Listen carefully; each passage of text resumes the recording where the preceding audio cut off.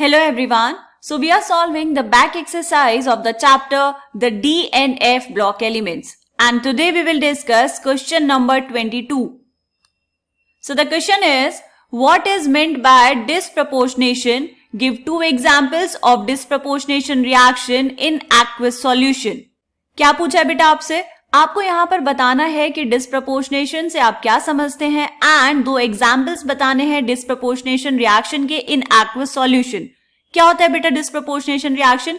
देखो, अगर आपके पास कोई एलिमेंट है जो एग्जिस्ट करता है 3 ऑक्सीडेशन स्टेट्स में, मिनिमम 3 ऑक्सीडेशन स्टेट्स उसकी होनी चाहिए. जैसे अगर हम बात करें बेटा मैग्नीज की कौन कौन सी ऑक्सीडेशन स्टेट्स हमें पता है? +6 में भी होता है, +7 में भी होता है एंड +4 में भी होता है एंड +2 में भी होता है, राइट? तो मैग्नीज इतनी सारी ऑक्सीडेशन स्टेट शो करता है. तो यहां पर अगर मान लो आपने ली है ऑक्सीडेशन स्टेट ऑफ +6 वाले जो कंपाउंड्स हैं वो क्या कर सकते हैं बेटा? वो हायर ऑक्सीडेशन स्टेट में भी जा सकते हैं और लोअर ऑक्सीडेशन स्टेट में भी जा सकते हैं. और हायर और लोअर ऑक्सीडेशन स्टेट्स में जाएंगे कैसे? इसका ऑक्सीडेशन भी हो सकता है और साथ ही साथ इसका रिडक्शन भी हो सकता है, राइट? तो ऐसी रिएक्शंस जिनमें साइमल्टेनियसली ऑक्सीडेशन भी होगा और रिडक्शन भी होगा एक ही एलिमेंट का, उसको हम क्या बोलते हैं? Disproportionation reaction. जैसे अगर हम एग्जांपल की बात करें तो आपके पास है Cu+1, ये किस में जाता है बेटा? Cu+2 and Cu. यहां पर हुआ डिस्प्रपोर्शनेशन रिएक्शन. कैसे? क्योंकि देखो बेटा, ये जो है कॉपर, ये है +1 ऑक्सीडेशन स्टेट में और ये कहां गया? +2 ऑक्सीडेशन स्टेट में. एंड कॉपर सॉलिड मतलब यहां पर इसकी ऑक्सीडेशन स्टेट होगी 0, राइट? तो +1 से जब +2 में गया है, इंक्रीज इन ऑक्सीडेशन स्टेट, तो इसका हुआ ऑक्सीडेशन. और +1 से जब 0 में गया है तो इसका हुआ रिडक्शन. तो हम यहां पर इसको मार्क कर लेंगे.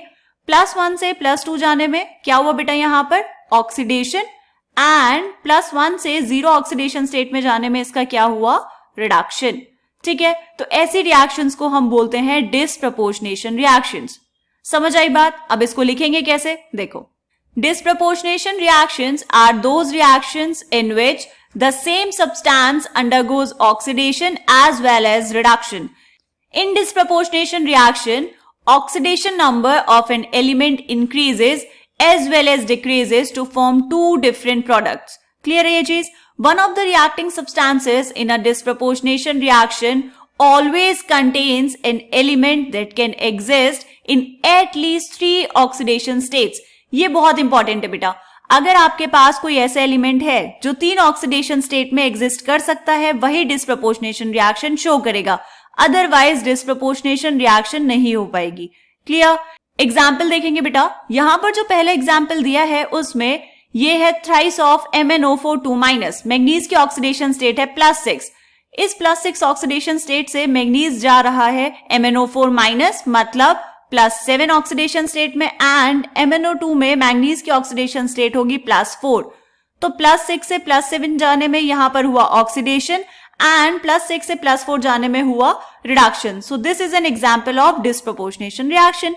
सेकंड एग्जांपल देखो, Cu+ से Cu2+ एंड Cu. ये एग्जांपल तो हमने अभी देखा है ना.